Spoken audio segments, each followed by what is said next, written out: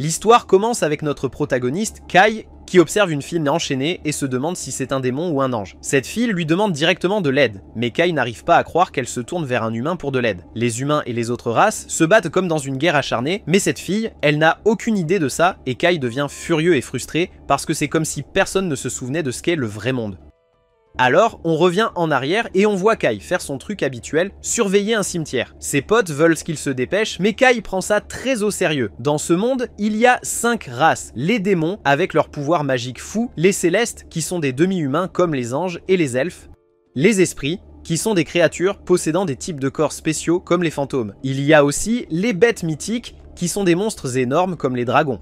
Et puis, bien sûr, il y a les humains. Ces 5 races ont été en guerre, et c'est super important de s'assurer qu'on ne se retrouve pas dans une autre grande guerre. Kai fait partie de la fédération Erza, et ils ont la tâche de surveiller le cimetière où les démons ont été scellés. Kai garde un œil sur ce cimetière pendant 300 secondes comme d'habitude, et il se rend compte qu'il n'y a rien de louche. Les démons sont toujours bien scellés, sans aucun doute. Le collègue de Kai, Aslan, ne comprend pas pourquoi Kai prend son travail si sérieusement, mais Saki souligne que c'est bien pour eux car ils peuvent se détendre. Aucun démon ne s'est échappé de ce sceau depuis un siècle entier. Mais Kai rappelle à son équipe que c'est toujours leur travail. Il y a 4 cimetières dans le monde, et Kai souligne que les responsables prennent leur travail tout aussi au sérieux. Et c'est parce que si un démon devait s'échapper, ce serait le chaos total. Les collègues de Kai aimeraient qu'ils se détendent parce que cela fait un moment qu'un démon ne s'est pas échappé, mais Kai ne baisse pas sa garde. Il déclare que surveiller ce cimetière est son devoir. Quelque temps plus tard, nous voyons Kai s'entraîner dur, mais ils l'ont averti qu'en tant que soldat de Baran, s'entraîner avec une bête mythique, c'est un danger d'un autre niveau. Mais Kai s'en fiche, il le combat quand même. Il s'avère que ses attaques ne font rien du tout contre cette bête. Saki s'inquiète, alors elle éteint l'hologramme, et elle souhaite que Kai ne se pousse pas autant. Mais Kai pense que l'entraînement serait inutile s'il ne risquait pas tout. Saki admire en fait la détermination de Kai, elle pense que s'il avait été là pendant la Grande Guerre, son nom serait carrément légendaire comme celui du prophète nommé Sid. Mais Kai ne se voit pas gagner contre ces 4 héros comme Sid l'a fait. Saki analyse chaque héros des 4 races et elle ne peut même pas imaginer ce qu'ils auraient fait s'ils étaient encore là. Heureusement, le prophète Sid a pu les vaincre en utilisant l'épée brillante donnée par un dieu nommé Sulaka. Il y a beaucoup de preuves que les 4 héros ont existé, mais il n'y a aucune preuve de ce prophète Sid. Il n'y a pas de photos, ni de vidéos, ni rien. Saki change de sujet parce que leur ami Jean va être promu et elle veut organiser une fête. Jean est transféré au siège à seulement 17 ans, ce qui fait d'elle la plus jeune personne jamais choisie. C'est une élite parmi les élites, donc ils doivent lui offrir plus qu'un simple bouquet comme Aslan l'a suggéré. À ce moment-là, Kai reçoit un message de Jean, et Aslan le lit à voix haute. Jean veut rencontrer Kai, mais elle veut qu'il le garde secret pour Saki et Aslan. Kai essaie de faire comme si de rien n'était, disant que le message ne vient pas vraiment de Jean, mais c'est trop tard. Et Aslan se demande si Kai a quelque chose de secret avec Jean. Ils essaient d'obtenir plus d'informations, mais Kai a juste décidé d'aller courir. Le lendemain matin, Kai rencontre Jean, et il est content qu'elle soit arrivée à l'heure parce qu'elle est habituellement en retard. Elle se demande pourquoi Kai est si bien habillé alors qu'il est en congé, alors il explique qu'il vient juste de terminer son entraînement personnel du matin, quelque chose qu'il fait tous les jours. Jean veut qu'il l'accompagne pendant qu'elle va faire du shopping pour des cadeaux, et elle dit qu'elle cherche des présents pour Saki et Aslan. Elle sait qu'il prévoit de lui offrir quelque chose, alors elle veut leur rendre l'appareil. Jean dit qu'elle ne les reverra probablement pas, mais Kai lui assure qu'elle reviendra, en tant que cadette, après son transfert dans environ 2 ans. Jean prédit qu'à ce moment-là, Saki et Aslan auront terminé leur service militaire et vivront une vie civile. Seulement elle et Kai vont encore être dans le train-train militaire. Kai est totalement d'accord avec elle, mais il peut voir qu'elle est contrariée. Il sait ce qui ne va pas et la rassure de ne pas s'inquiéter parce qu'il est sûr qu'elle va surpasser son père, le grand patron au siège d'Erza. Il continue de s'éclater, mais Kai ne prête pas beaucoup d'attention aux achats de Jean parce qu'il cherche quelque chose pour lui-même. À la fin, Jean félicite énormément Kai pour l'avoir aidé à dénicher des cadeaux géniaux. Puis, ils commencent à discuter de la façon dont le père de Jean a emmené Kai visiter le cimetière quand il n'avait que 10 ans. Kai s'est aventuré dans ce cimetière, et quand il est revenu, il racontait à tout le monde qu'il avait vu l'épée de Sid. Kay a un souvenir vif de ce que c'était dans ce cimetière, et comment il a presque mis la main sur l'épée brillante. Ce jour-là, Kai a commencé à prêcher sur l'importance de garder les démons bien enfermés dans le cimetière. Jean se demande où ils seront dans le futur, mais Kai souligne qu'elle reviendra simplement dans 2 ans. Mais ce n'est pas ce qu'elle veut dire, car elle parle de ce qui vient après. Jean veut qu'il fasse une promesse pour l'avenir, mais Kai commence à paniquer parce que des trucs bizarres commencent à se passer. Jean ne comprend pas pourquoi il agit de façon étrange, et maintenant, Kai se demande s'il est le seul à voir ces choses folles. Jean continue de parler comme si de rien n'était, mais Kai est carrément horrifiée alors qu'elle est aspirée dans un trou noir. Puis, de nulle part, une voix mystérieuse annonce que le monde se réincarne et qu'il est temps de tout rénover. Quelques instants plus tard, Kai revient à lui, mais se retrouve dans un monde sombre et chaotique. Les choses deviennent sérieuses lorsqu'un démon gigantesque et terrifiant apparaît juste devant lui. Cette bête déclenche une attaque magique insensée sur Kai, et il survit de justesse en utilisant son étui d'épée comme bouclier. Kai n'arrive même pas à croire qu'un véritable démon se tient là, prêt à lancer une autre attaque infernale. Kai se précipite vers son épée et la charge rapidement avec des balles. Son arme est polyvalente car il peut tirer des balles et annuler la magie de ce dragon. Le dragon peut en fait parler, et il est stupéfait par les compétences d'annulation de Kai. Kai explique qu'il a utilisé des balles elfiques modifiées fabriquées avec de la magie elfique, mais le démon continue de l'attaquer et Kai n'est pas du tout impressionné. Il réduit la distance entre lui et le démon, montrant son incroyable intrépidité. L'épée de Kai ne peut pas percer la peau du démon, mais il en profite pour tirer à bout portant. Épuisé comme jamais, Kai explique que la balle qu'il vient d'utiliser est une balle de Drake modifiée qui imite le souffle des bêtes mythiques. C'est la première fois qu'il l'utilise. Mais Kai est ravi de voir qu'il bouge comme à l'entraînement. Il se sent super confiant maintenant qu'il sait qu'il peut vraiment affronter des démons en chair et en os. Juste à ce moment-là, un autre démon apparaît et commence à se moquer en disant qu'il est risible pour un humain de penser qu'il peut abattre des démons. Kai est impressionné par la façon dont ce démon parle bien anglais, mais le démon explique que la façon la plus efficace de contrôler un esclave est d'utiliser sa propre langue. Kai ne comprend pas pourquoi le démon l'appelle esclave, mais il n'y a pas de temps pour réfléchir. Le démon dit que Kai sent le danger, donc il est prêt à l'éliminer. Juste au moment où les choses semblent sombres, quelqu'un sauve Kai avec une grenade éclair et il s'enfuit. Cette fille dit à son équipe qu'ils ont sécurisé le vagabond et elle a besoin de savoir d'où vient Kai. Kai est choqué de voir que cette fille est Saki, mais elle n'a aucune idée de qui il est ni comment il connaît son nom. Kai lui rappelle qu'ils sont amis, mais elle jure qu'elle ne l'a jamais vu auparavant, et Aisling non plus. Kai n'arrive pas à comprendre pourquoi ils ne se souviennent pas de lui, alors il leur rappelle qu'ils viennent de la même agence. Il le regarde comme s'il parlait une langue incompréhensible et explique qu'ils sont juste des soldats de la résistance. Maintenant, c'est Kai qui se sent perdu et confus, alors Saki commence à révéler qu'ils sont avec l'armée rebelle humaine. Cela ne fait qu'ajouter à sa confusion, alors il leur demande de lui raconter tout sur ce monde.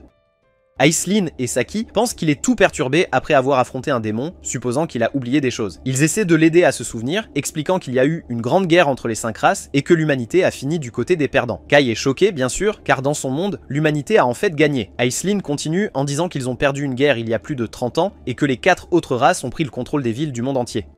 Et bon sang, les humains luttent pour survivre, courant et se cachant comme s'il n'y avait pas de lendemain. Le monde est maintenant dirigé par les autres races et elles continuent de se battre entre elles pour le territoire. Aisling et Saki présentent Kai à Néo-Veshil, la ville humaine. Un groupe d'humains a déniché un endroit souterrain encore intact et l'a transformé en une ville souterraine. Leur résistance la défend, protégeant les gens qui y vivent en affrontant les autres races. Kai se demande comment diable les humains ont perdu la Grande Guerre, mais Aisling et Saki n'ont même pas besoin de le dire. C'est assez évident, ils soulignent à quel point ce démon qu'il vient de voir était incroyablement puissant.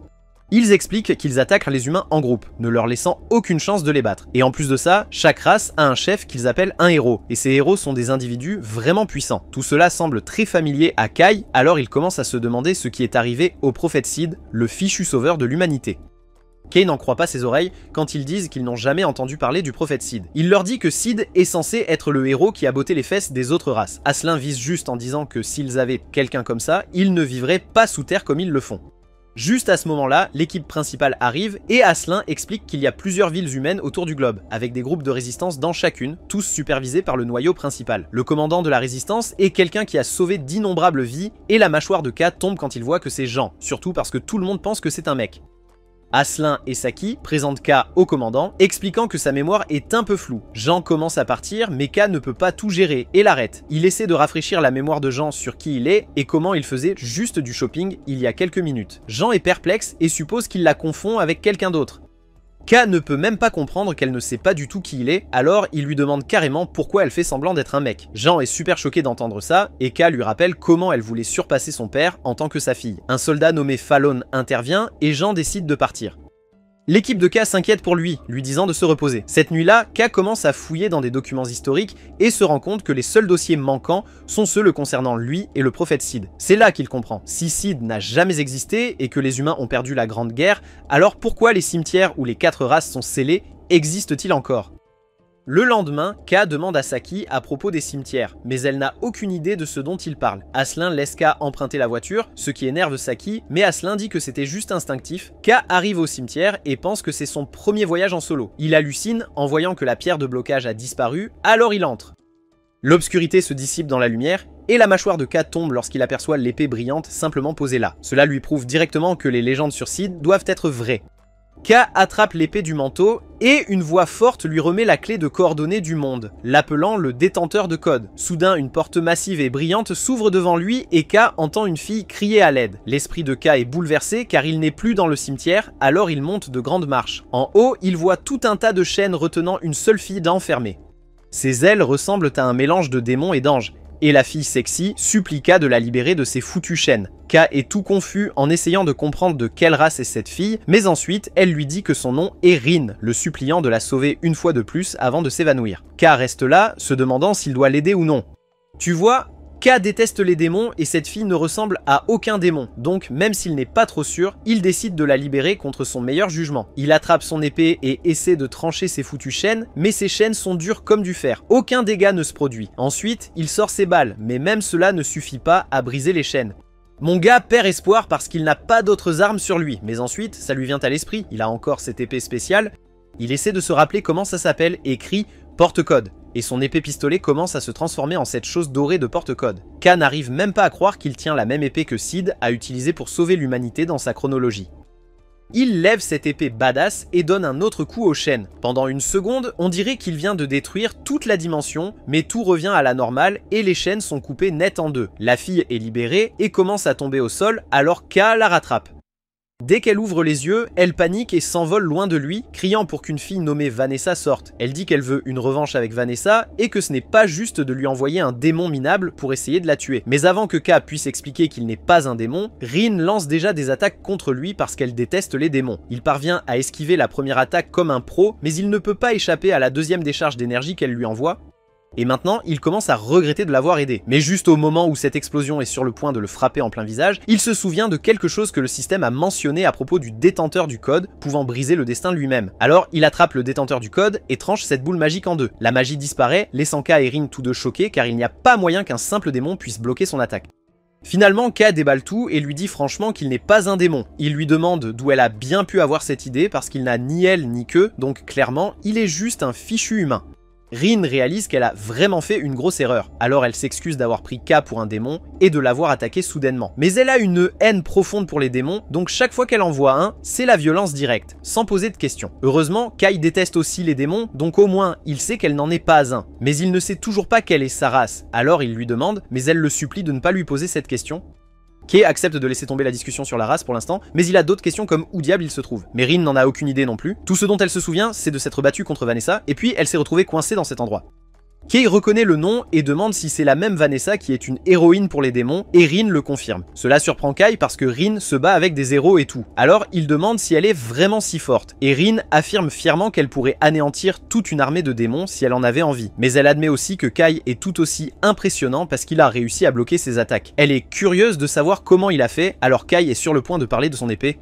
Mais juste à ce moment-là, il aperçoit un portail derrière Rin et en sort un monstre affreux. Le monstre commence à parler d'une entité de singularité du destin qui se réveille et de la menace majeure qu'elle représente pour le nouveau monde. Donc il va commencer à faire son truc pour s'en débarrasser. Le monstre essaie d'éliminer Rin, mais Kai intervient et la sauve à la dernière seconde. Ce monstre a un pouvoir sérieux, alors Kai dit qu'ils n'ont pas d'autre choix que de fuir, et elle est d'accord, il lui prend la main et ils s'enfuient tous les deux.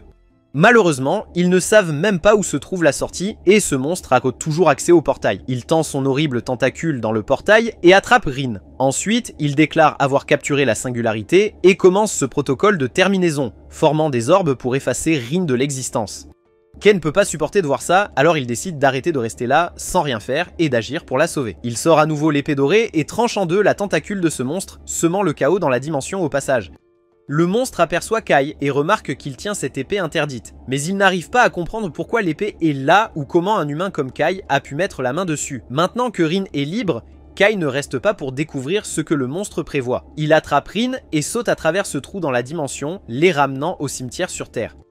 Kay est un peu confus, mais il est soulagé qu'il s'en soit une sortie indemne. Rin se sent aussi sacrément soulagée parce qu'elle avait une peur bleue de passer l'arme à gauche. C'est la première fois que quelqu'un se soucie de l'aider. Toute sa vie, toutes les autres races lui ont dit qu'elle n'était pas des leurs. Et les démons ont été les plus cruels, l'appelant toujours une abomination. C'est pourquoi Rin s'est disputé avec Vanessa. Kai essaie de la réconforter, disant qu'il sait ce qu'elle ressent parce que tous ses amis ne se souviennent plus de lui. Il a l'impression d'être tout seul dans ce monde chamboulé. L'histoire dont il se souvient est celle où les humains ont gagné la grande guerre des 5 races. Mais dans ce monde, les démons semblent prendre le contrôle des villes humaines. Rin est un peu confuse car elle ne se souvient pas que les démons aient jamais pris le dessus sur les humains. En fait, vers le moment où elle s'est battue avec Vanessa, les humains commençaient à botter le cul des démons, et les démons se plaignaient que c'était à cause du héros humain. Kai s'excite et demande si Rin se souvient de Sid, mais elle ne l'a jamais rencontré, donc elle ne peut pas en être sûre. Kai réalise qu'il a peut-être réagi de manière excessive, alors il s'excuse auprès de Rin. Mais au moins, ils savent qu'ils viennent du même passé, donc ils doivent être connectés d'une manière ou d'une autre. Rin se rapproche de Kai et dit qu'il est la première personne à être à ses côtés, et ça la rend super heureuse. Un peu plus tard, il quitte le cimetière. Rin demande à Kai ce qu'il compte faire maintenant, mais avant qu'il ne puisse répondre, Rin s'effondre d'épuisement. Kai est inquiet et pense que c'est à cause de l'attaque qu'elle a subie plus tôt. Alors il l'aide à se relever et dit qu'il va retourner en ville. Et comme elle n'a nulle part où aller, il l'invite à rester avec lui pendant qu'ils sont là. Rin n'est pas trop sûre d'aller dans une ville humaine parce qu'elle ne fait pas confiance aux gens comme ça. Alors Kai lui demande pourquoi, et elle dit qu'elle ne peut faire confiance à personne sauf à lui parce qu'il lui a sauvé la mise.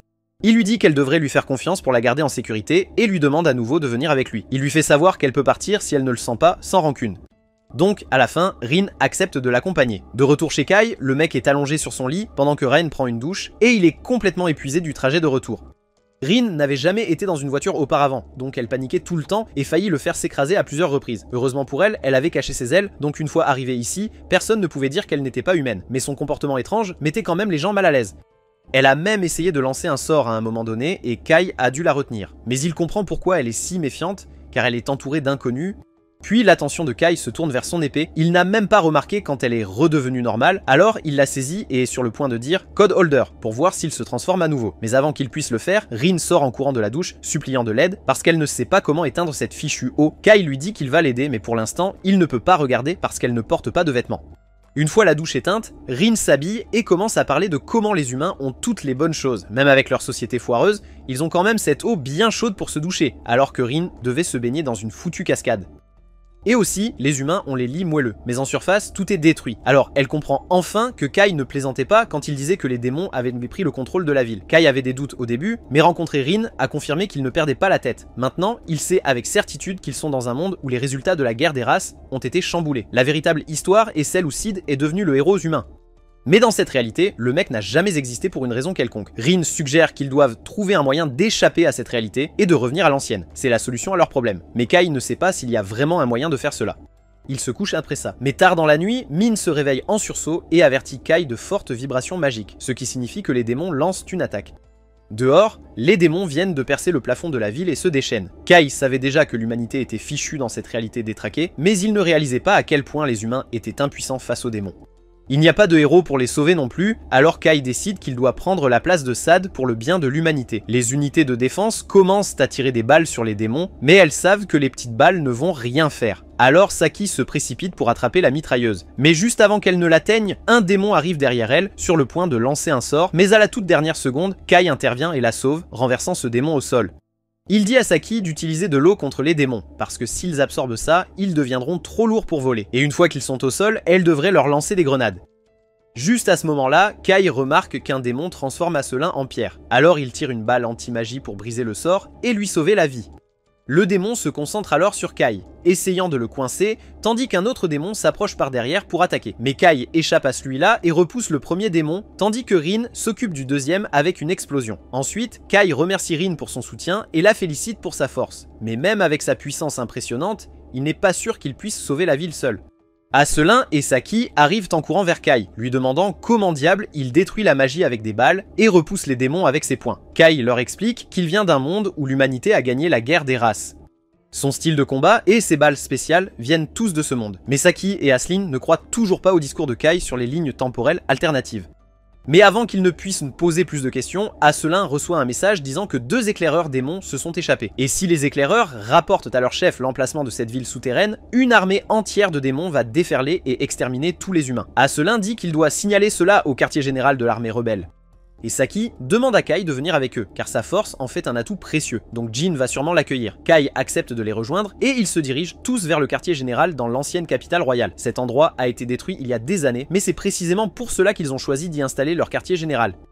Les démons ne penseront pas à les chercher dans un endroit détruit. Celui qui a eu l'idée était le père de Jin, mais il a pris sa retraite en tant que chef de l'armée rebelle il y a 2 ans à cause d'une blessure, alors Jin a pris sa place. Ils arrivent au quartier général et Kai et Rin sont amenés pour rencontrer Jin. Elle a déjà reçu les rapports d'Asselin, alors elle demande à Kai de parler de cette chronologie alternative qu'il a mentionnée plus tôt. Kai révèle tout ce qu'il sait, mais les autres gros bonnets dans la pièce le traitent de menteur pour avoir fait une déclaration aussi audacieuse. Mais Kai mentionne comment lui et Jeanne étaient proches quand ils étaient enfants dans la chronologie précédente. Il mentionne Aug et Jer, les surnoms que Jeanne a toujours voulu imiter. Les noms attirent l'attention de Jeanne, mais elle reste silencieuse pour l'instant et décide de conclure la réunion. Plus tard dans la soirée, Jeanne veut retrouver Kai. Il semble qu'elle commence à être un peu plus ouverte à l'idée que Kai pourrait avoir dit la vérité. Peu de gens dans ce monde savent qu'elle est une femme, et Aug et Ger étaient les surnoms de son père et de son grand-père, mais cela ne signifie pas qu'elle croit chaque mot qu'il a dit. Pourtant, elle pense que ses compétences en combat et ses connaissances sont dignes de confiance.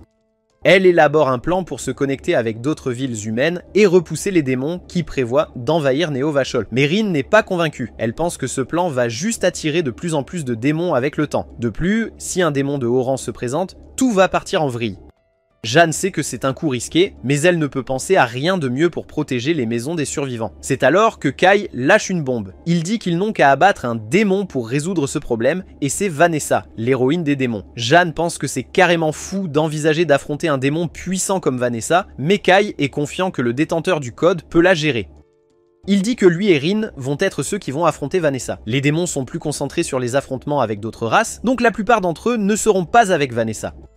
Tout ce dont Kai a besoin, c'est que Jeanne et son équipe retiennent le reste des démons pendant qu'il va affronter Vanessa. Après que Jeanne accepte, ils ne perdent pas de temps et commencent à se préparer pour reprendre la fédération d'Erza. La scène passe à Kai et l'équipage qui se prépare pour la grande bataille. Rin est toute excitée, râlant sur combien elle déteste différents types d'êtres. Elle déteste les démons parce qu'ils sont sournois et trompeurs, les esprits parce qu'ils sont effrayants comme l'enfer, les bêtes mythiques parce qu'elles sont carrément sauvages, les célestes parce qu'ils sont têtus comme une mule, et les humains parce qu'ils sont faibles et fragiles. Mais le comble, c'est qu'elle se déteste le plus parce qu'elle a un peu de tous ces traits en elle. Malgré tout cela, Kai est le seul qui n'avait pas peur d'elle, qui l'a vue pour ce qu'elle est vraiment et l'a accepté. Elle espère vraiment qu'il ne meurt pas, puis la scène passe à l'armée de la fédération d'Erza marchant vers le palais du gouvernement. Saki n'en revient pas que leur petite escouade soit celle qui affronte Vanessa.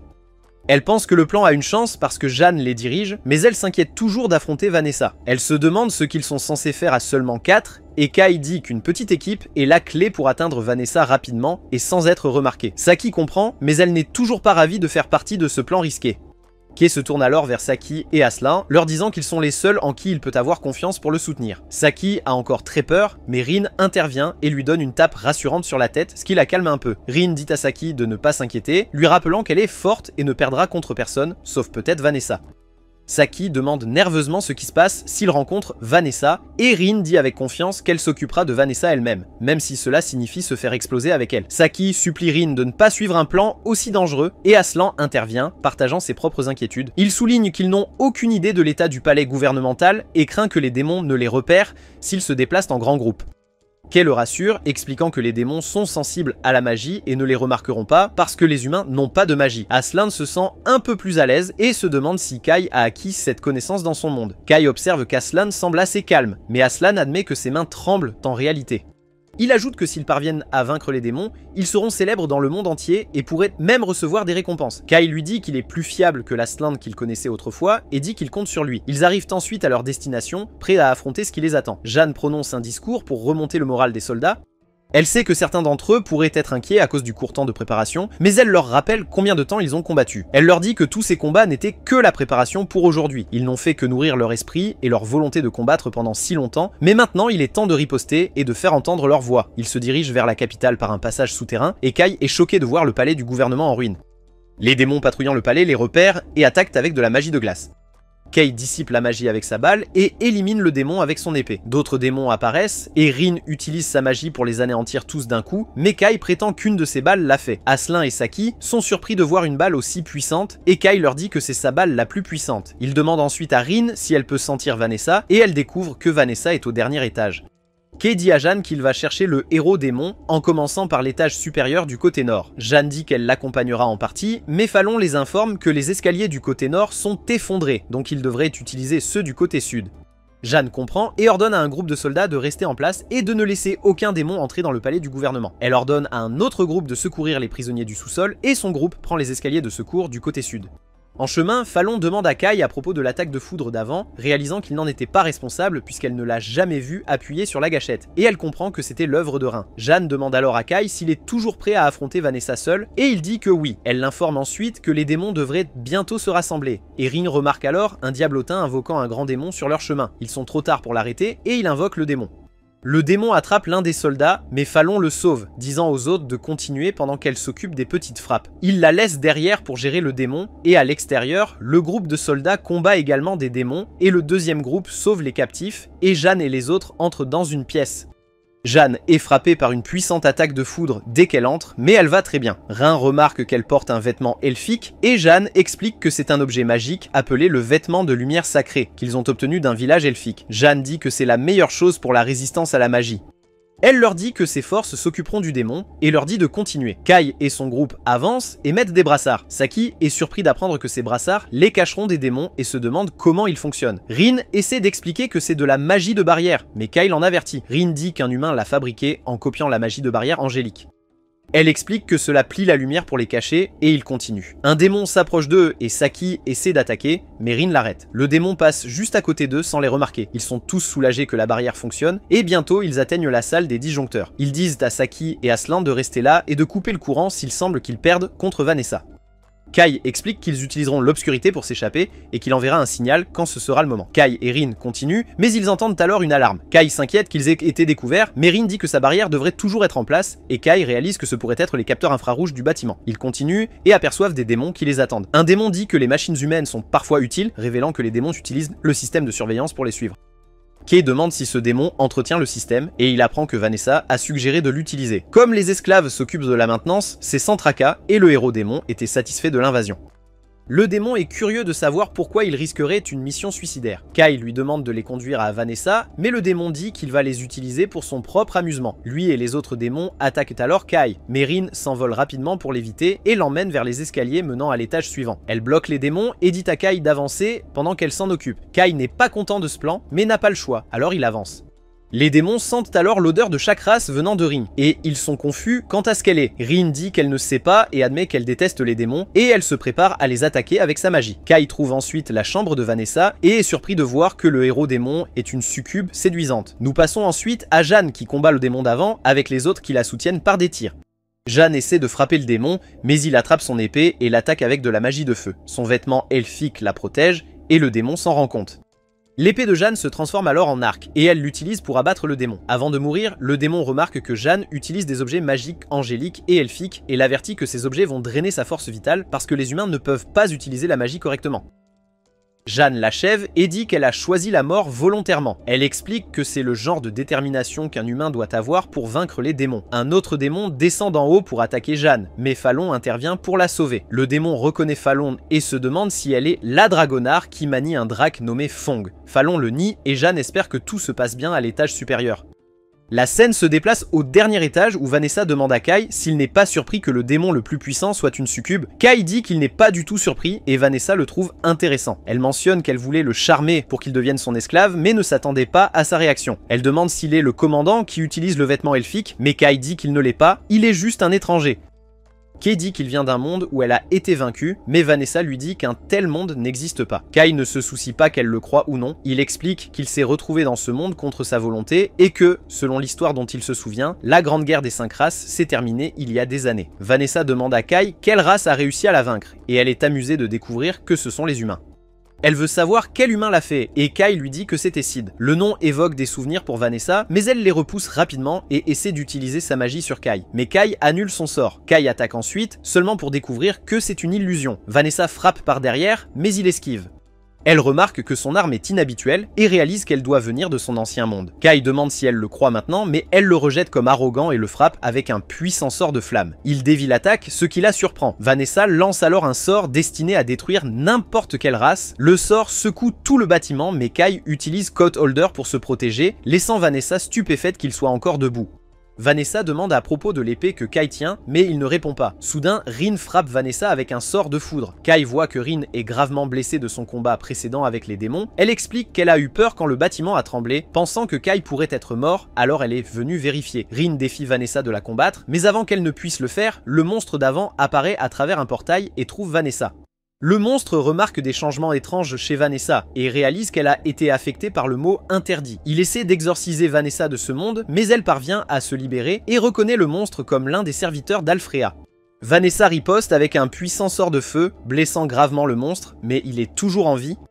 Le monstre s'échappe par le portail pour se rétablir. Et Kai est stupéfait par la force de Vanessa. Il n'arrive pas à croire que Rin se battait contre quelqu'un d'aussi redoutable. Rin admet que la Vanessa de son monde n'était pas aussi terrifiante, et elle est vraiment effrayée par son pouvoir. Vanessa essaie alors de guérir sa blessure en concentrant son pouvoir, mais cela ne fonctionne pas. Elle décide donc de donner la priorité à s'occuper de Kai et Rin à la place.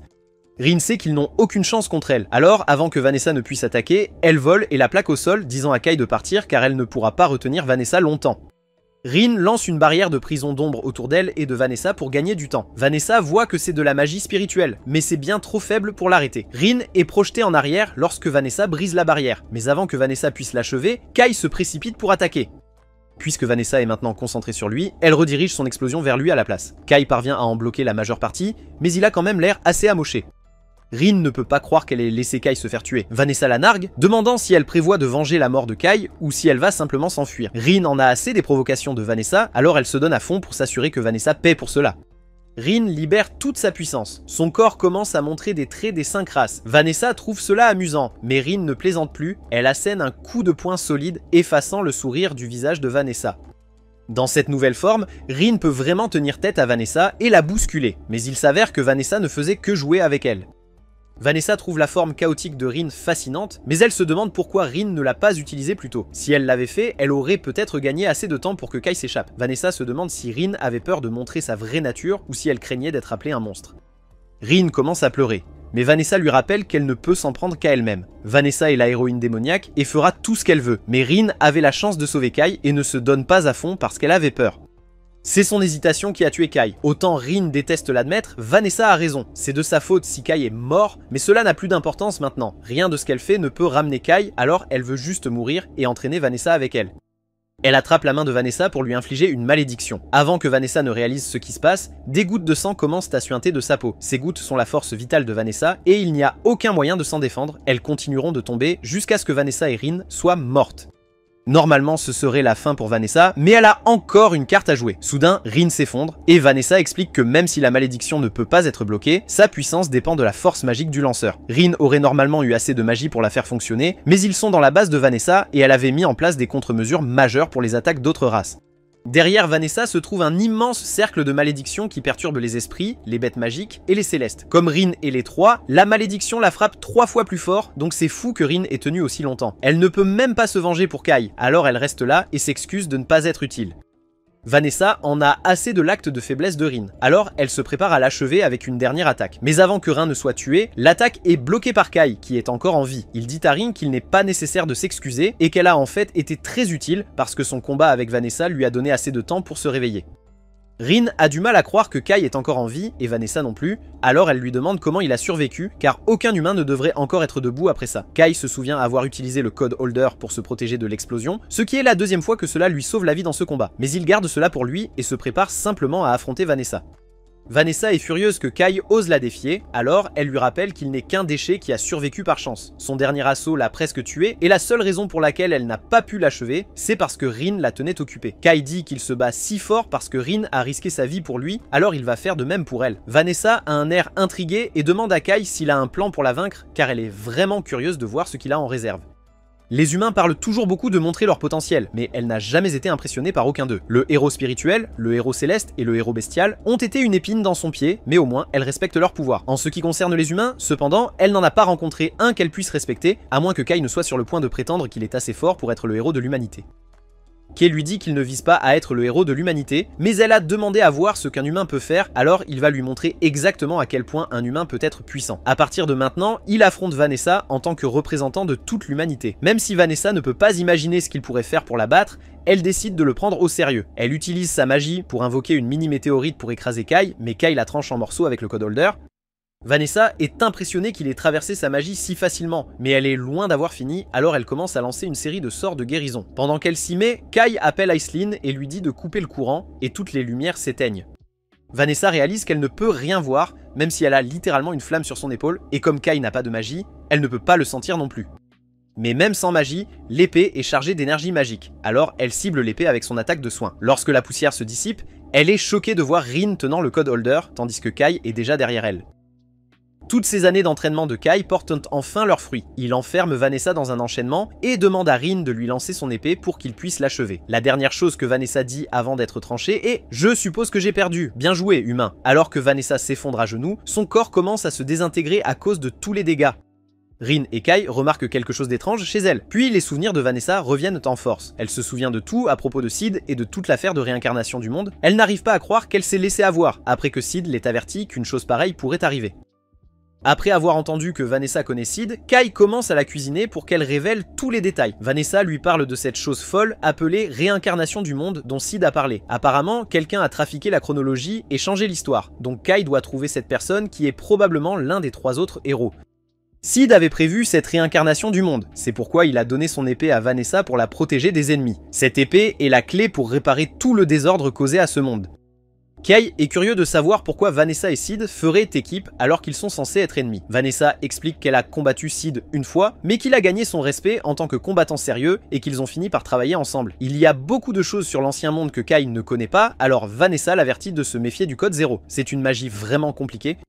En plus de cela, Vanessa dit à Kay qu'il a fait un sacré bon travail contre elle, et elle a été vraiment impressionnée. De son plan pour utiliser les ténèbres, à son courage et ses compétences de combat, elle comprend maintenant ce qu'il entend par esprit humain. Même si elle est énervée d'avoir perdu, elle aimerait l'affronter à nouveau. Et s'ils se rencontrent la prochaine fois, elle prévoit de s'amuser beaucoup plus avec lui, mais en tant que succube. Kay est un peu sans voix après ce que Vanessa vient de dire, mais l'épuisement du combat le frappe et il finit par tomber à genoux. Pourtant, il est soulagé d'avoir vraiment vaincu Vanessa. La nouvelle de la défaite de Vanessa se répand rapidement, et bientôt, tous les survivants humains sont de retour à la Fédération Erza, prêts à commencer à la reprendre. Les choses commencent enfin à s'améliorer pour les humains, mais pendant que tout le monde célèbre la victoire, Kay ne sait pas quoi faire ensuite. Rin remarque qu'il est préoccupé et demande si quelque chose ne va pas. Kay mentionne qu'il pensait que quelque chose leur était arrivé, c'est pourquoi ils sont les seuls à se souvenir de l'ancien monde. Mais si Vanessa a raison, alors c'est en fait l'inverse. Le monde a été bouleversé et d'une manière ou d'une autre, ils sont les seuls à être restés les mêmes. Rin dit qu'elle veut que les choses redeviennent comme avant parce que ce nouveau monde l'effraie. Et Kay est du même avis, mais il n'a aucune idée de comment ils vont tout remettre en ordre. Juste à ce moment-là, Jean arrive vers Kay et Rin pour les remercier.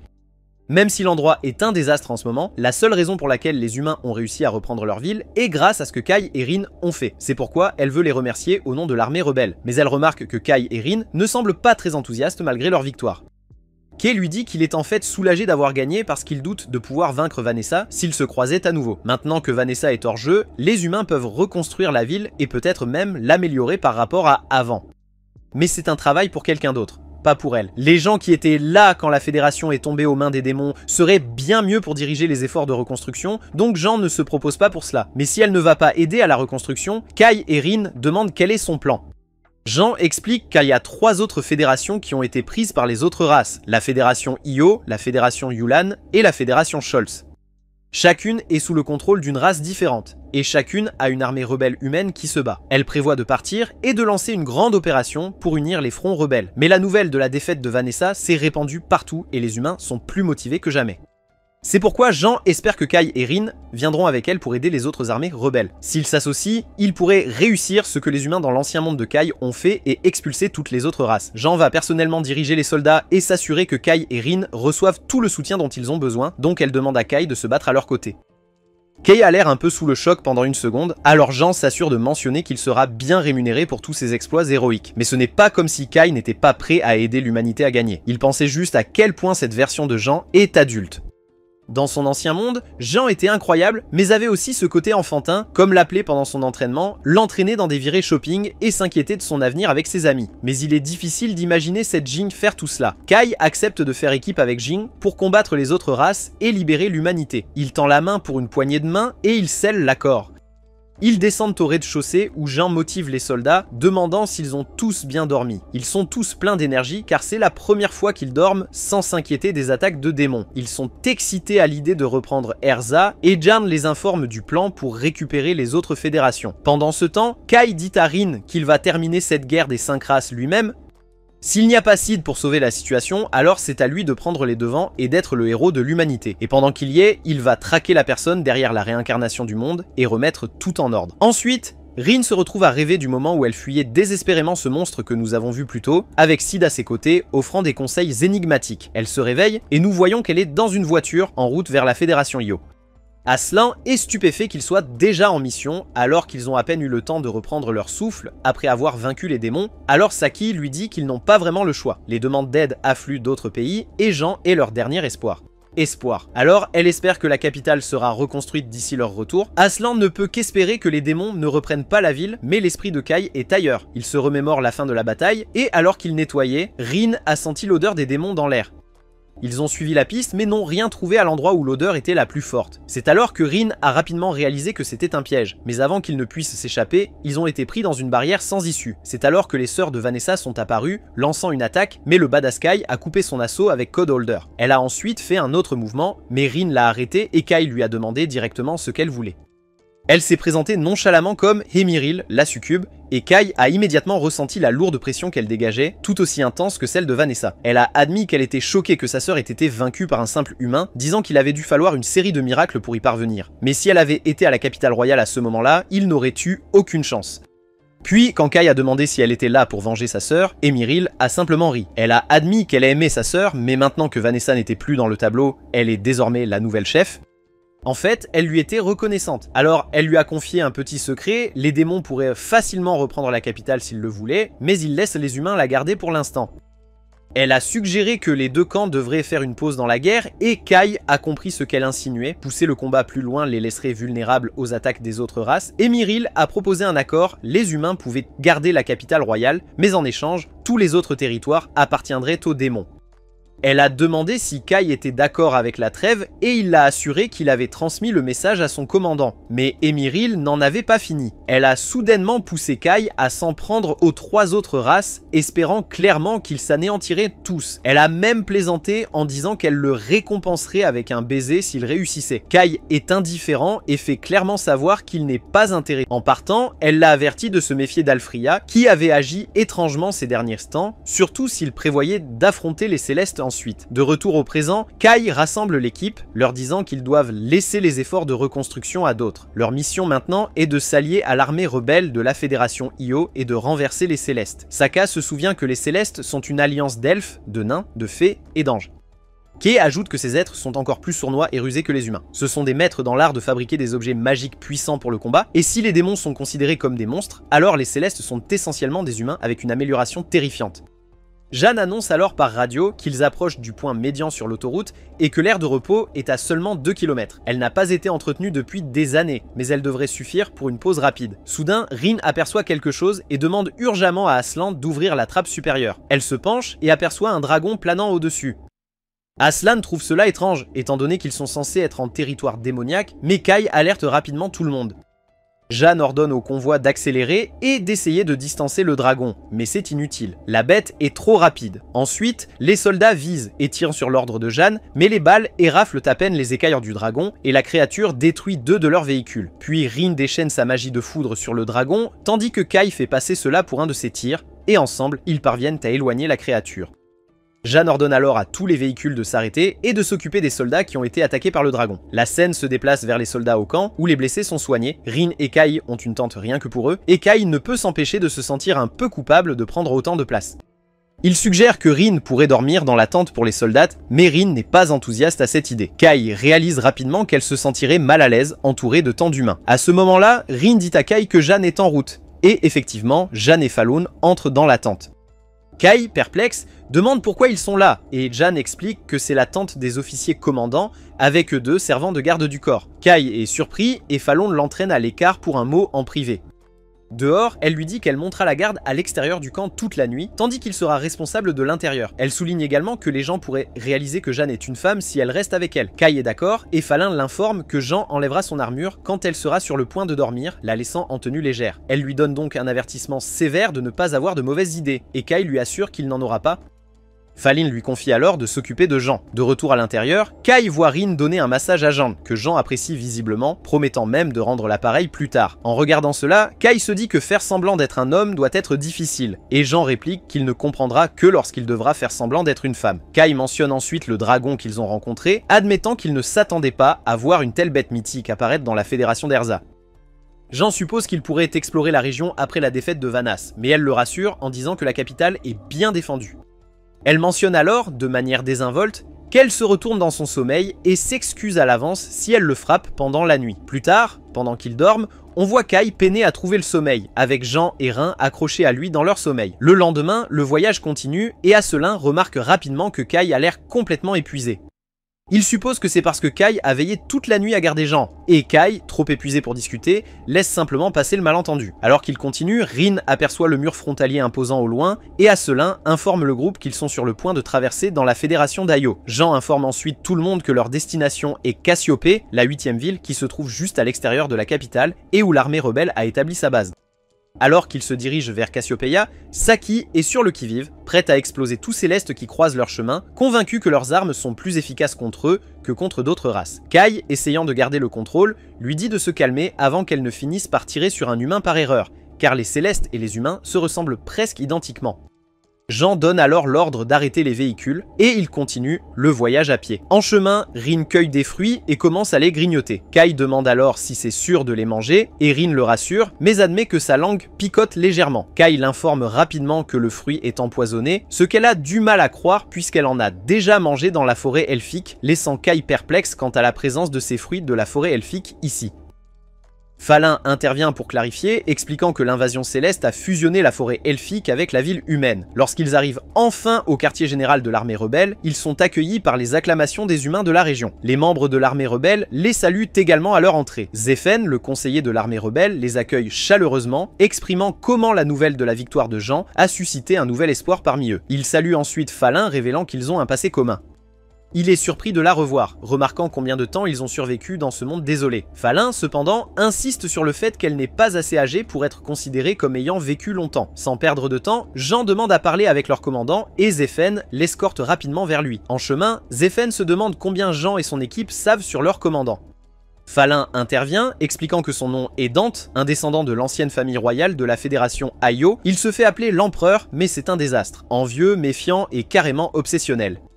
Fallin avertit qu'il pourrait même voir Jean comme une menace, et Zephen, d'un signe de tête, confirme son évaluation. Il espère que Jean pourra garder son calme avec lui, mais au moins, les soldats apprécient son aide, même si leur patron est un cinglé. À leur arrivée, ils rencontrent l'assistante du commandant, Kuburi, qui explique que tout ce qui doit passer par l'empereur sera géré par elle.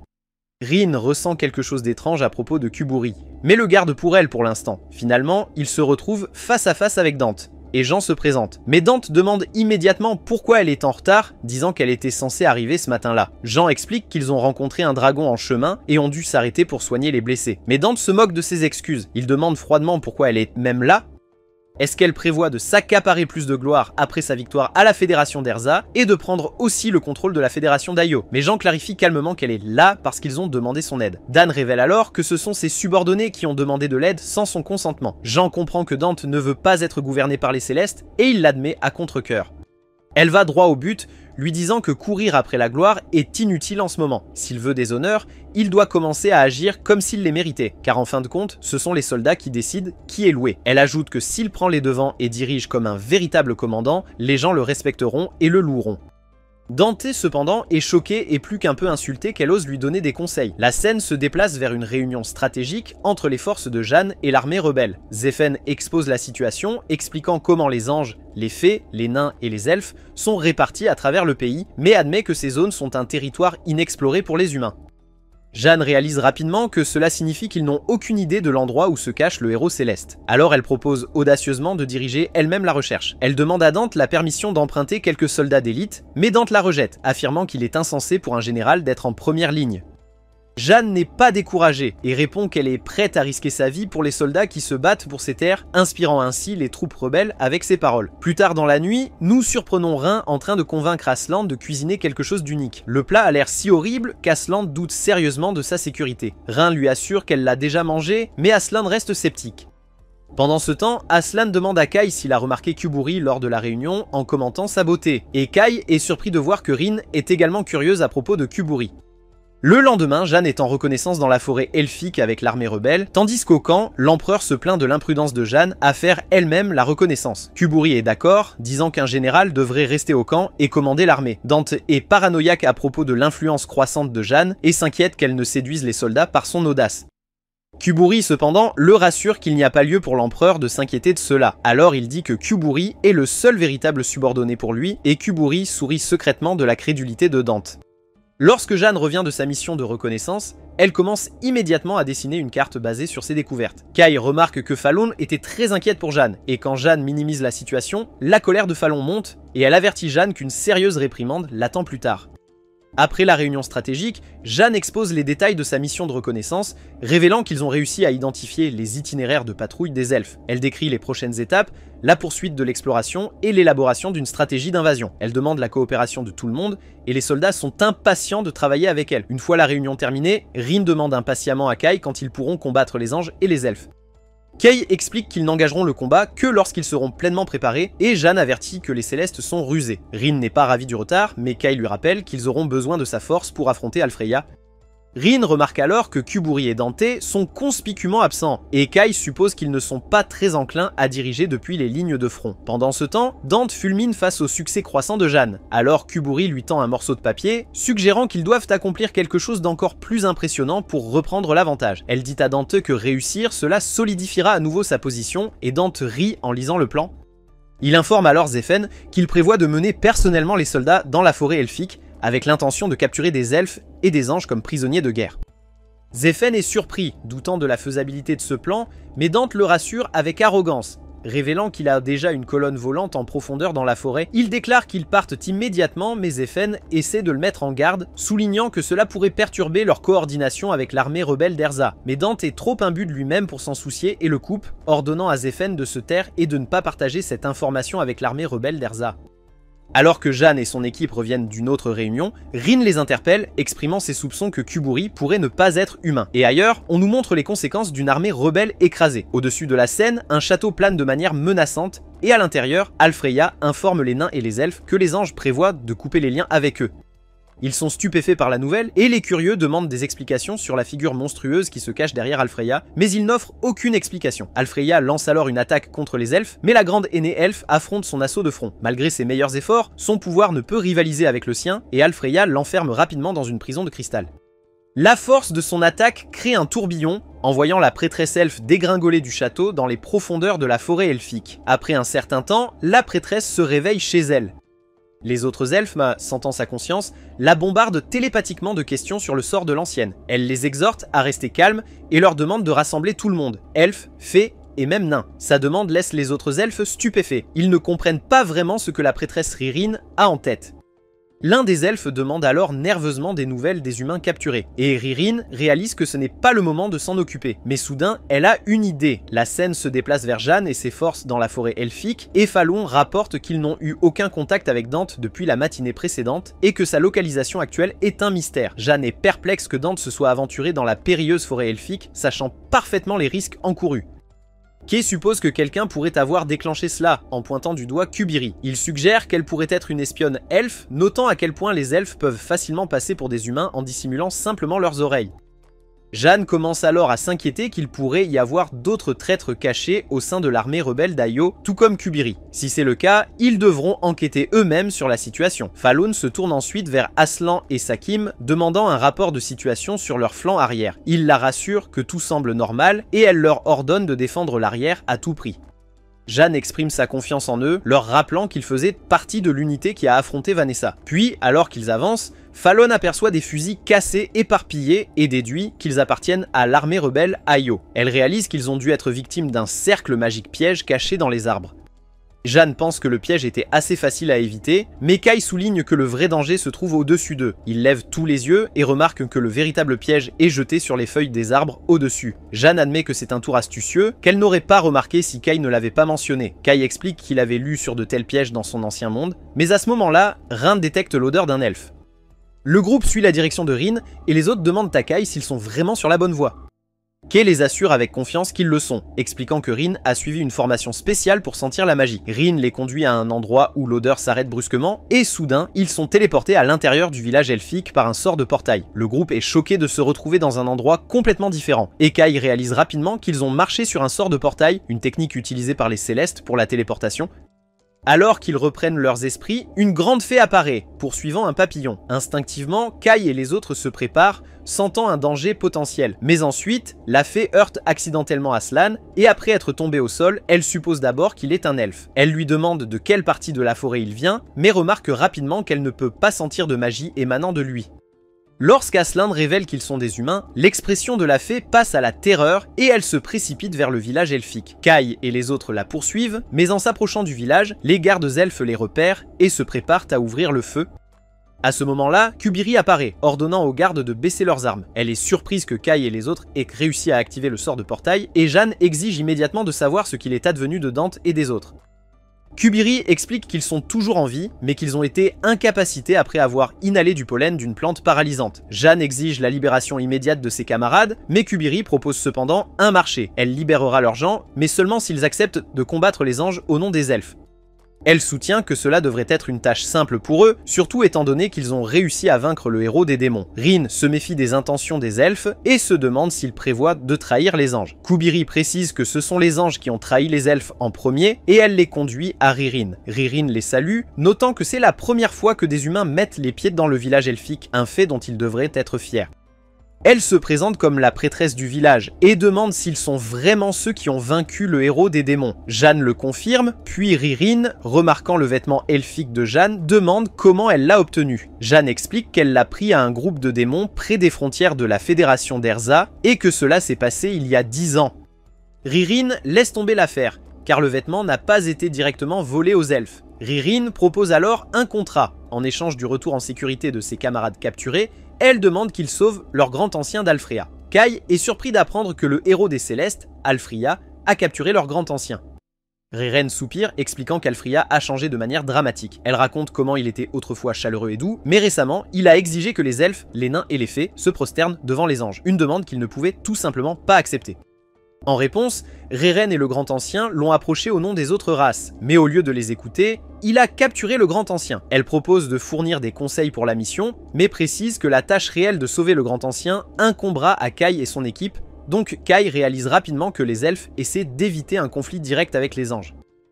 Fallon, toujours prudent, exige une preuve que l'histoire de Riren n'est pas un piège, et elle souligne que s'ils la suivent aveuglément, leur équipe pourrait être anéantie par des embuscades des elfes et des anges. Kuberi, déterminé à prouver leur sincérité, offre sa vie en garantie, se portant volontaire pour les accompagner au palais des anges. Elle déclare qu'ils peuvent la tuer à tout moment s'ils soupçonnent une trahison, mais Fallon rejette cette offre. Fallon soutient que la vie de Kuberi ne vaut pas les 6 des leurs, ni les 20 otages qu'ils ont. Elle exige soit plus de vie de leur côté, soit une vie plus précieuse à mettre en jeu. Riren, voyant le sérieux de la demande de Fallon, accepte de les accompagner elle-même. Kuberi déconseille immédiatement cela, mais Riren insiste. Elle déclare calmement que si Jean et son équipe sentent que quelque chose ne va pas, ils sont libres de lui ôter la vie. Jean accepte ces conditions, bien que Kuberi continue de mettre en garde Riren. Cependant, Riren est très résolue et explique qu'en tant que leader, c'est son devoir de prendre ce risque, et si elles ne font rien, ce serait comme accepter les anges comme leur maître, donc sa décision est finale.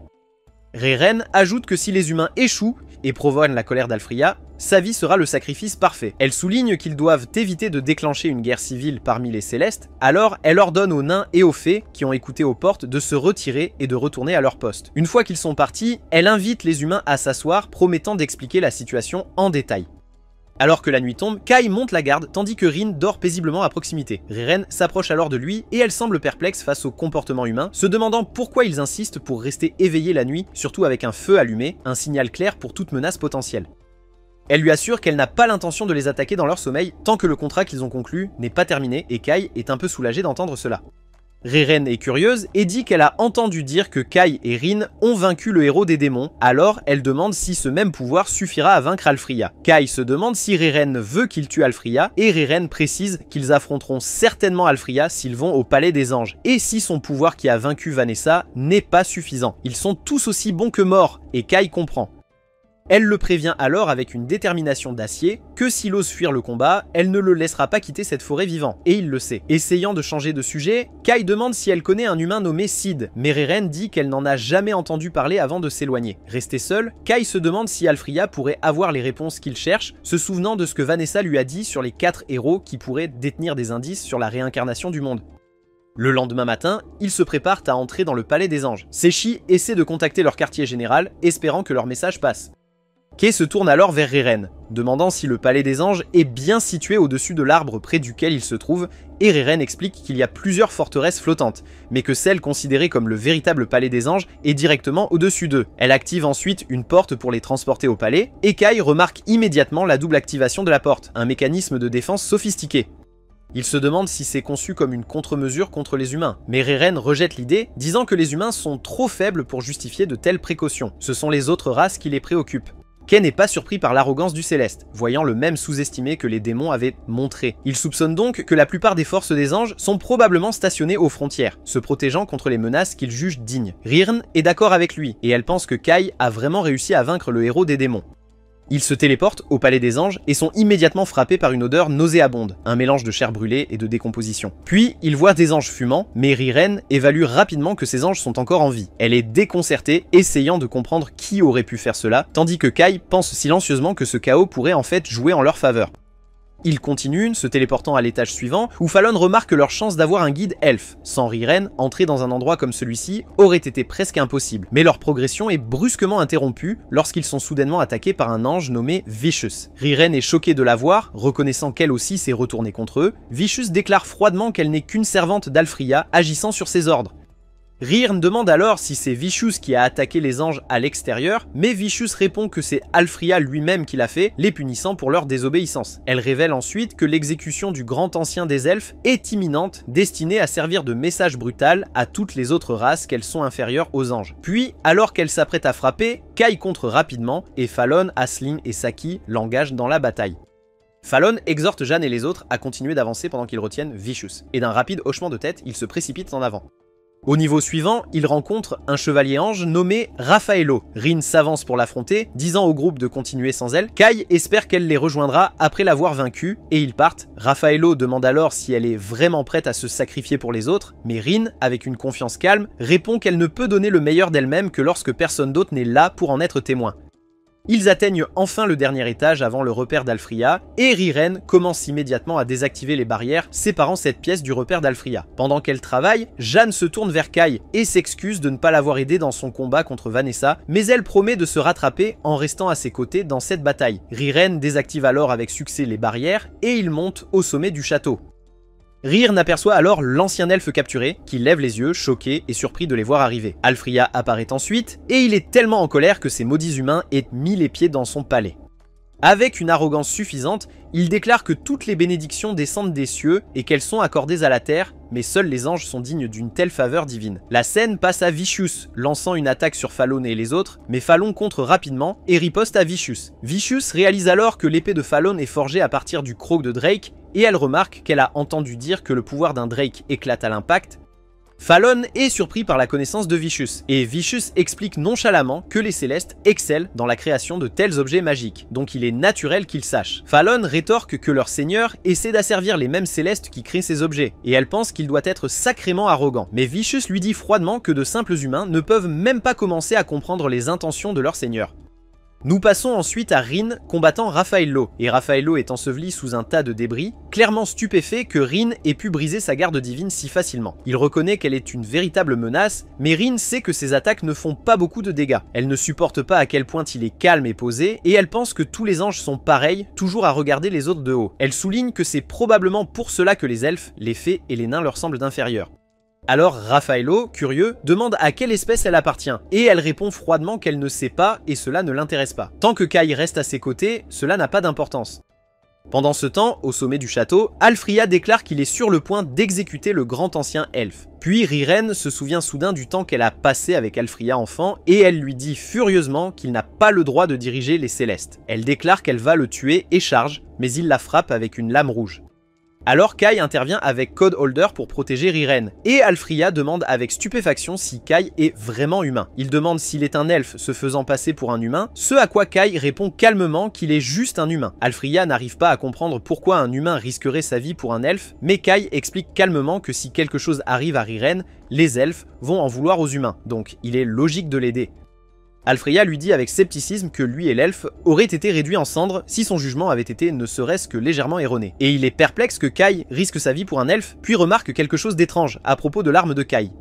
Kai révèle fièrement que cette épée était assez puissante pour abattre Vanessa, l'héroïne des démons, et qu'elle pourrait même donner à Aelfried une place à côté d'elle en enfer. En entendant cela, Aelfried est amusé et n'arrive pas à croire que cette soi-disant héroïne démoniaque insensée est réellement perdue contre un humain. Mais Kai rétorque en demandant si Aelfried est vraiment en position de traiter quelqu'un de fou, car contrairement à lui, Vanessa n'était pas occupée à essayer de tuer son propre peuple. Aelfried, d'un ton supérieur, déclare que ce qu'il fait avec ses subordonnés le regarde et affirme qu'il est le plus noble, l'étoile la plus brillante qui existe. Et il ajoute qu'il n'a aucun intérêt à garder des subordonnés qui n'obéissent pas. Jeanne, peu impressionnée, critique son étroitesse d'esprit et lui tire une flèche. Bien qu'Aelfried parvienne à bloquer l'attaque, elle le touche quand même, ce qui le pousse à demander si elle comprend vraiment ce que cela signifie de manier une arme elfique. Jeanne, imperturbable, lui dit qu'elle ne craint pas de gaspiller sa vie. Kai, confus, se demande ce qu'elle veut dire, mais Jeanne élude en disant qu'elle expliquera plus tard, car pour l'instant, elle est concentrée sur la chute de cet ange arrogant, et Aelfried, avec dédain, déclare qu'ils ne font que jeter leur vie.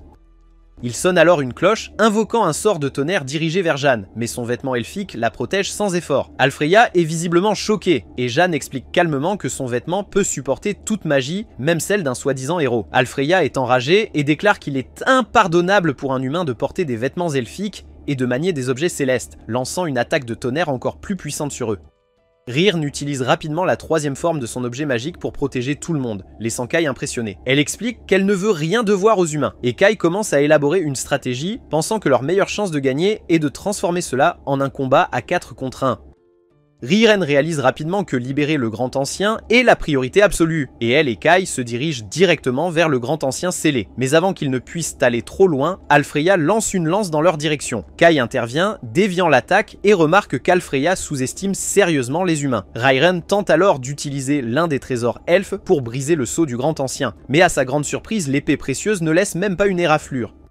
Rirn est stupéfaite et réfléchit à la bataille jusqu'à présent. Aelfried a utilisé une cloche qui invoque le tonnerre, une lance qui traverse facilement ses barrières, un cercueil qui scelle leur grand ancien et une baguette qui fait apparaître une lame rouge. Elle ne peut pas comprendre comment il parvient à manier tous ces objets magiques simultanément, et même s'il est un héros, cela devrait épuiser énormément de magie. Elle se demande quel genre de pouvoir pourrait bien l'alimenter et si ce pouvoir est à l'origine de son changement soudain. Mais Aelfried, avec un calme glaçant, lui dit qu'il n'a pas du tout changé. Il est simplement ravi d'avoir gagné un nouveau subordonné qui peut remplacer les autres célestes. Puis, sans perdre de temps, il invoque l'un des derniers arrivants, la présentant comme sa nouvelle subordonnée. Pendant ce temps, la scène se déplace vers Rhin. Engagée dans un combat avec Raffaello, elle lance une attaque mais il l'esquive sans effort, se demandant si c'est tout ce qu'elle a, mais Rin sait qu'il se retient. Il essaie alors de la frapper avec son marteau, mais cela ne fait qu'alimenter sa colère. Elle canalise donc toute sa puissance dans un coup dévastateur à son visage, brisant son casque. Ailleurs, Falon affronte Vicious. Elle ordonne à Saki et Aslin de viser les ailes de Vicious, ils essaient, mais Vicious esquive habilement leurs attaques. Puis Aslin lui lance une grenade, mais elle l'esquive aussi facilement. Mais Falon saisit l'occasion et parvient à frapper les ailes de Vicious, sachant qu'elles sont la source de sa magie. Vicious est déconcertée, se demandant comment Falon l'a découvert. Falon révèle calmement qu'elle a reçu le tuyau d'un homme qui prétend venir d'un autre monde, et Vicious concède alors la défaite. Ensuite, nous voyons que Raffaello se rend également et dit à Rin d'avancer, laissant entendre qu'elle pourrait être celle qui a le pouvoir de libérer le Grand Ancien. Rin ne peut s'empêcher de se demander s'il a perdu le combat exprès. Mais Raffaello reste silencieux, déclarant simplement que lui et Vicious attendent ce moment depuis qu'Aelfried a changé. Il l'exhorte à partir maintenant, et alors qu'elle s'en va, nous revenons à l'autre étage où Vicious se tourne vers Falin et les autres, leur demandant de s'excuser auprès de ses vieux amis en son nom. Elle veut qu'ils disent à Rirn et au Grand Ancien que Vicious leur présente ses excuses. Falin, cependant, reste impassible, mentionnant avec désinvolture qu'elle s'en fiche vraiment. Elle admet que Vicious l'a sous-estimé en choisissant de croiser le fer au lieu de mener le combat dans les airs, et elle abaisse ses armes. Océline et Saiki sont perplexes et demandent si elle est vraiment d'accord avec ça, et Falin explique calmement qu'elle n'a pas l'intention de tuer quelqu'un qui ne donne pas tout. Elle dit ensuite à Vicious que si elle veut vraiment s'excuser, elle devrait les emmener là où se trouve Alfrea. De retour au sommet du château, Alfrea ordonne au dernier Riser d'attaquer Kai et ses amis. Le Riser déclenche une onde de choc qui envoie Jeanne voler, mais Rin parvient à la sauver juste à temps. Jeanne riposte alors rapidement, tirant une flèche sur le Last Riser, mais l'attaque ne laisse même pas une égratignure. Reconnaissante pour le sauvetage, Jeanne remercie Rin et mentionne qu'elle s'assurera que Rin et Kai expliquent tout une fois la bataille terminée. Rin hoche la tête en signe de compréhension, tandis qu'Alfrea regarde, perplexe face à la vue de Rin, se demandant clairement ce qu'est vraiment ce fichu mélange. Kai et Rin reconnaissent immédiatement le dernier Riser, ce qui pousse Kai à demander à Alfrea s'il est responsable de la réincarnation du monde. Alfrea cependant est complètement perdue, laissant Kai perplexe, surtout que Vanessa semblait être au courant. Kai mentionne alors le nom du prophète Sid, et soudainement Alfrea commence à agir étrangement. Il est clair que quelque chose déclenche un souvenir, mais avant qu'il ne puisse s'en souvenir complètement, le dernier Riser détecte la perturbation et l'attaque. Elle se rend compte que la mention de Sid a influencé Alfrea, et elle tente d'effacer son code de ce monde. Elle initie la substitution du héros, provoquant la disparition d'Alfrea dans le néant. Kai et les autres sont laissés sous le choc, complètement confus par ce qui vient de se passer.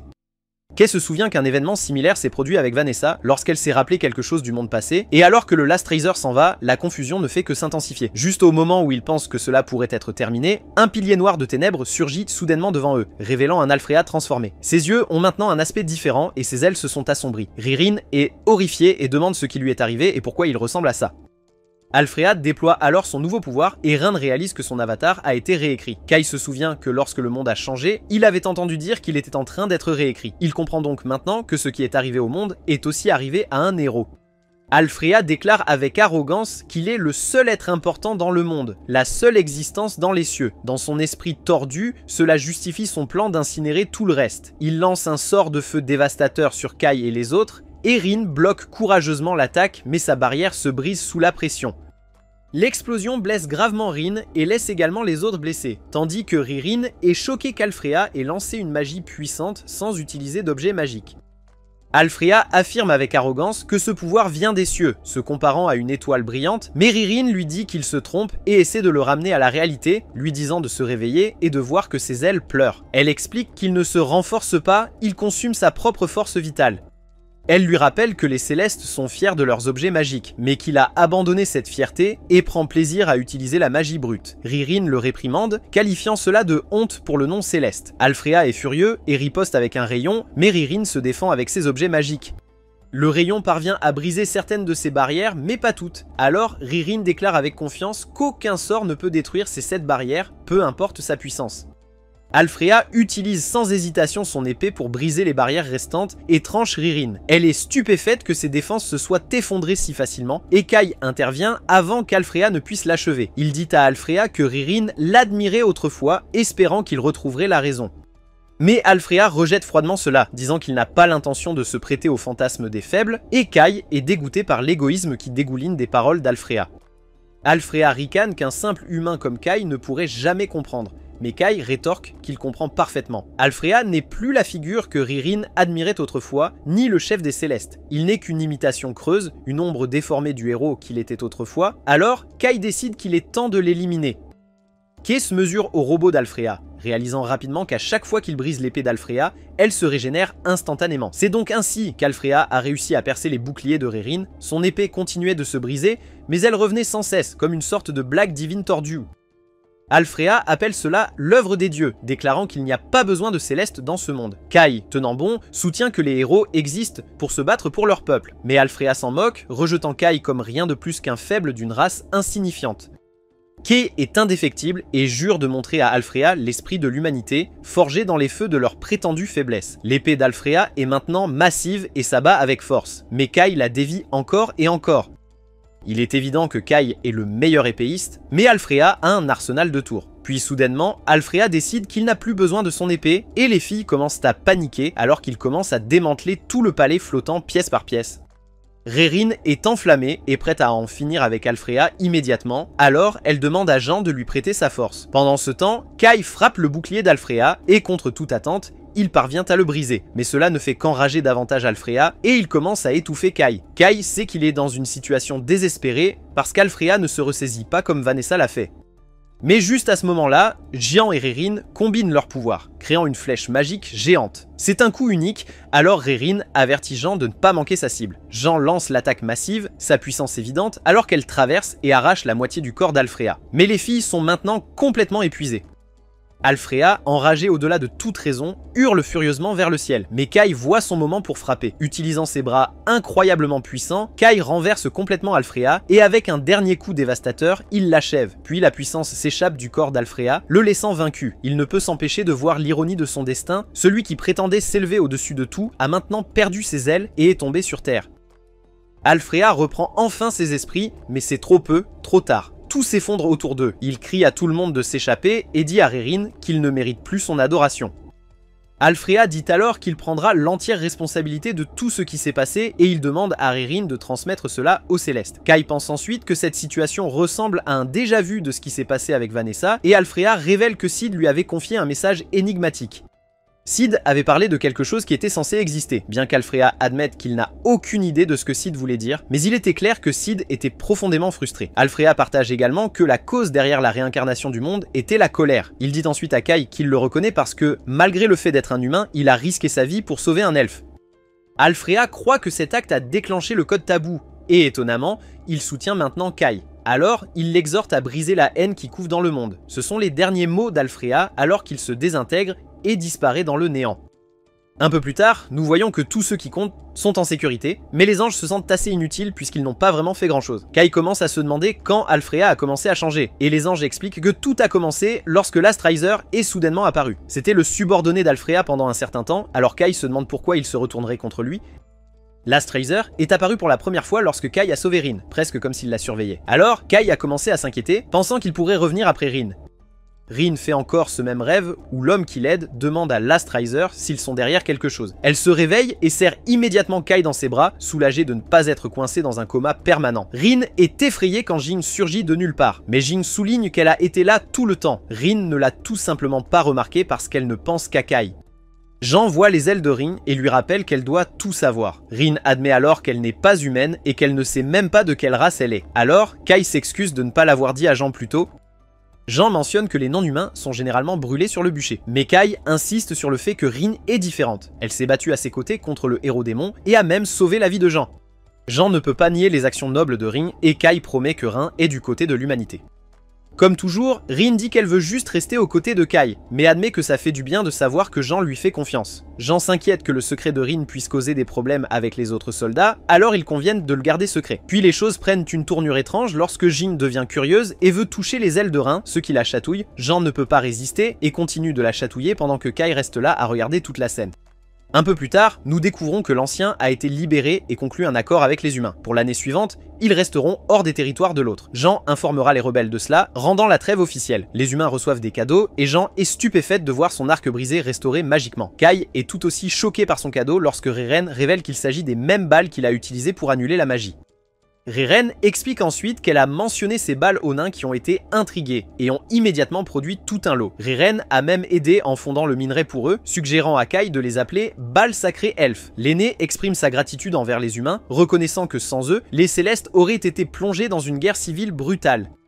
Elle suppose que les humains partent combattre les deux autres races, ce qui signifie qu'ils devront traverser les forêts célestes et auront besoin d'un guide, alors l'ancienne propose de fournir quelqu'un pour les accompagner. Jean est surpris par cette gentillesse inattendue et demande pourquoi, alors l'ancienne explique qu'ils veulent découvrir ce qui a causé le changement radical d'Alfreye. Il y a 10 ans, Alfreye a affronté un intrus qui s'est avéré être un héros de la colère de la bête mythique. Un ange les a vus ensemble, mais quelque chose clochait. Aucun d'eux n'avait de subordonné et il semblait qu'ils complotaient secrètement. Peu de temps après, l'Astriser est apparu aux côtés d'Alfreye et tout a commencé à se défaire. Il est donc clair que l'Ancien veut soutenir leur mission en échange de découvrir la vérité. Riren traite alors l'ancien de sans pitié, réalisant que celui qui est choisi pour guider les humains est essentiellement un otage. Si l'un des côtés rompt la trêve, cette personne sera la première à en payer le prix. Elle se demande alors qui sera l'âme malchanceuse pour que l'ancien la choisisse. Riren est furieuse, mais ce n'est pas parce qu'elle n'a pas été avertie, c'est parce que l'ancien vient de décider sur le moment.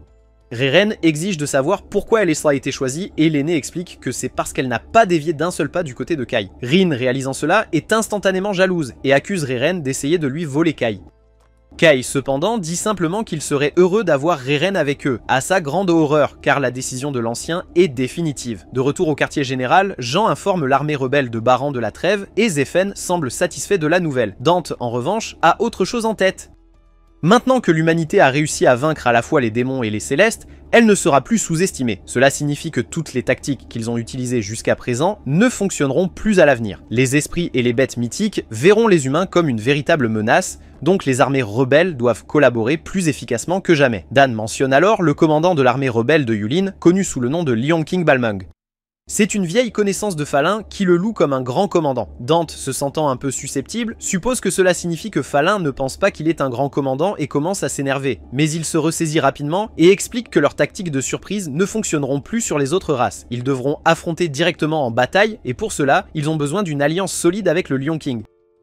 Falin décide d'aller droit au but en disant à Dante que s'il pouvait mettre son ego de côté, il pourrait devenir un leader pour toute l'humanité. Dante passe rapidement ce rôle à Jean, mais elle n'a aucun intérêt à assumer un rôle aussi grandiose, car tout ce que Jean veut, c'est mettre fin à la guerre des 5 races. Ailleurs, un type louche en renard rouge rencontre le héros des esprits appelé Kyoka. Tous deux sont frustrés d'entendre parler des défaites des autres héros, blâmant leur échec sur un manque de vision. Ils ont tous deux résisté sans conviction à l'Astriser, et n'a pas réussi à la maîtriser. Le gars renard se révèle être Wrath, et les choses s'enveniment rapidement.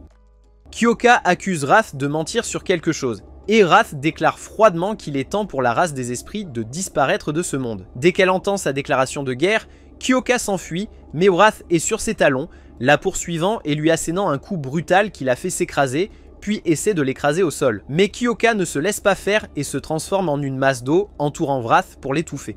Cependant, Wrath s'enflamme dans une aura ardente, repoussant l'eau, mais cela n'arrête pas Kyoka. Elle attrape Wrath et la traîne à travers la forêt comme une poupée de chiffon. Puis, pour faire bonne mesure, elle écrase Wrath violemment au sol, laissant un cratère derrière. Et il semble que Wrath soit en grande difficulté. Mais soudain, l'Astriser surgit du dos de Wrath, attrapant Kyoka par le visage et tentant d'exécuter le code 0.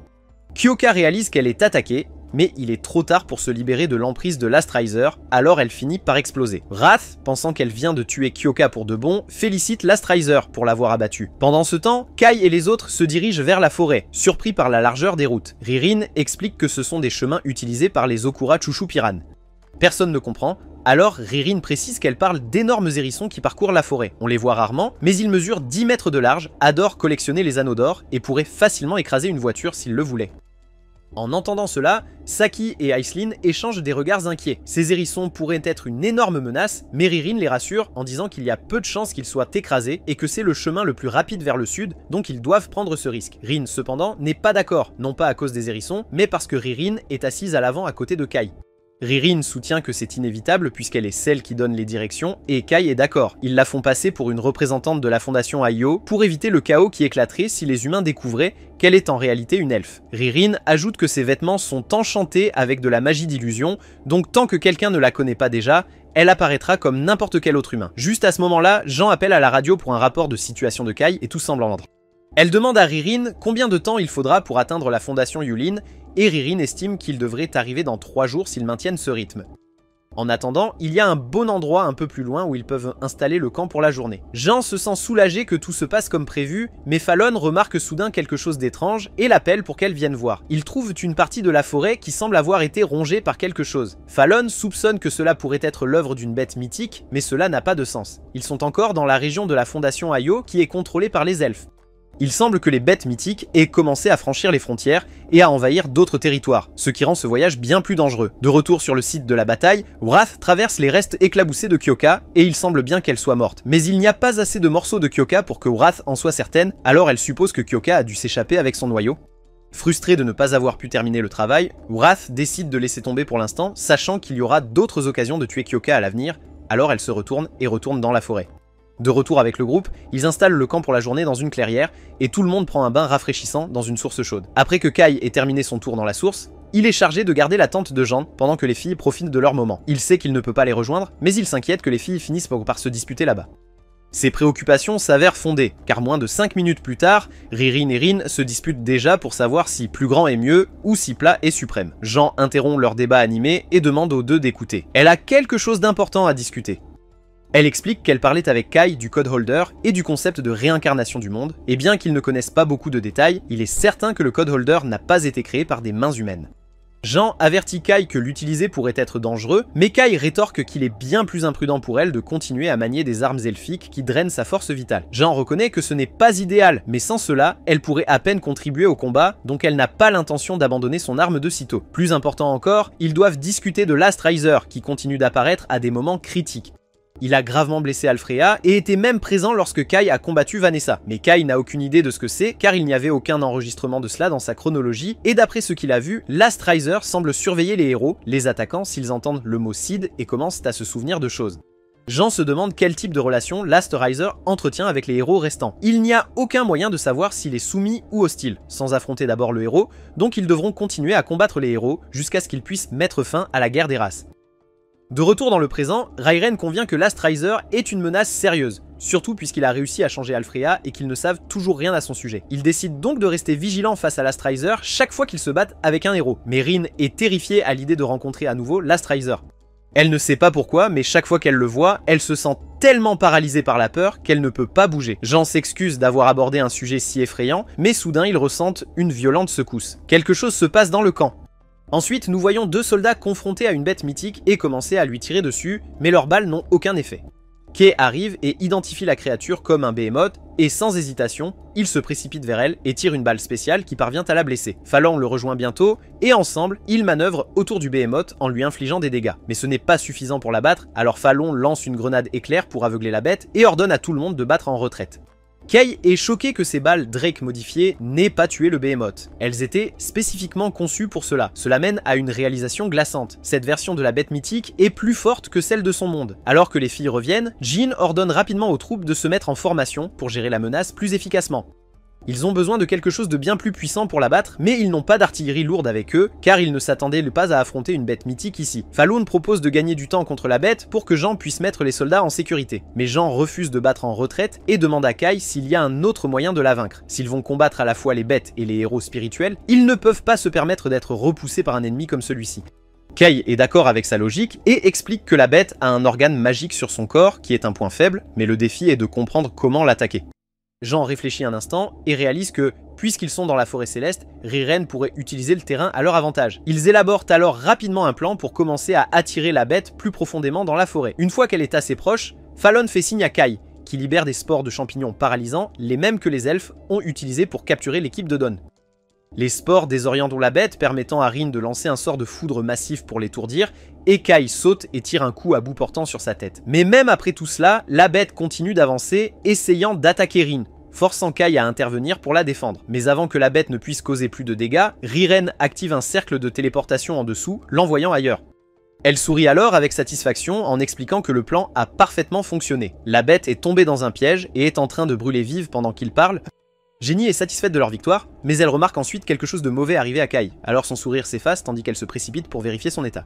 Rin se tient au-dessus de Kai, les larmes coulant sur son visage. Il a subi une grave blessure à l'épaule lorsqu'il est intervenu pour la protéger plus tôt, alors elle se blâme pour sa blessure. Kai explique ensuite que la bête pouvait encore sentir la magie, donc quand Rin a lancé son sort, elle s'est focalisée sur elle et a essayé de l'éliminer, et il était hors de question qu'il reste là sans rien faire.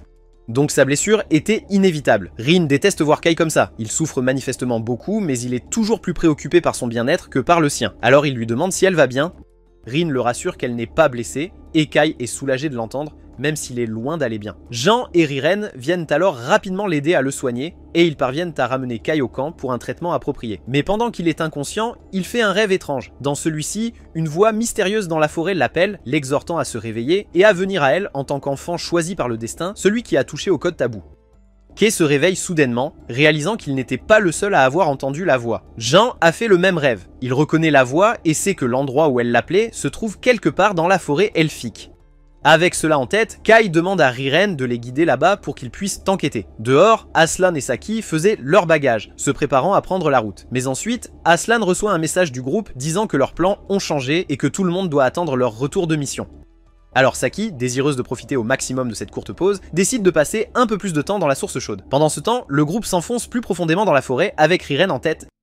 Elle n'a aucun problème à les emmener au bâtiment que Kai a vu dans son rêve, mais elle ne pense pas qu'il ait quelque chose de spécial. C'est juste une vieille statue en pierre, et elle l'avait visitée il y a quelque temps par curiosité pour les structures humaines. Jean est choqué qu'une structure comme celle-ci, si loin d'ici, ait pu être faite par des humains, mais Riren confirme qu'elle n'a pas été créée par les Célestes, et que la seule autre race capable de la construire serait les humains.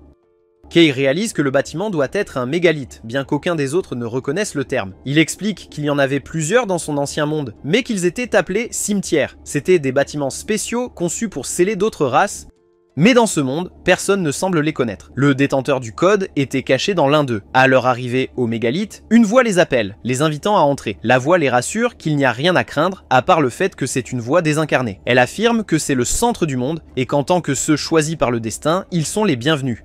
C'est tout pour cette vidéo les gars. Si vous aimez cette nouvelle série, laissez un like pour le prochain épisode et abonnez-vous pour plus de contenu d'anime. Merci d'avoir regardé, au revoir.